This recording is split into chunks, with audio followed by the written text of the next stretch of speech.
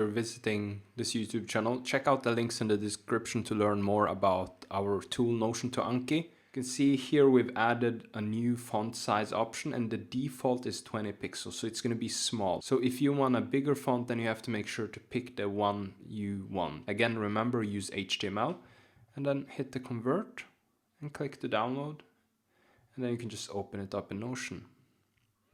And if you take a look at it, now your font is going to be much bigger than the default. And just to show it to you, let me delete this. The default font is this one, the 20 pixel, I think. And if you hit the convert, you can see it's downloaded. And then let's take a look at it. You can see it's obviously much smaller. So use this new font size option here to get the bigger font size. Thank you for watching, and please hit the thumbs up and like and subscribe. Click the bell icon.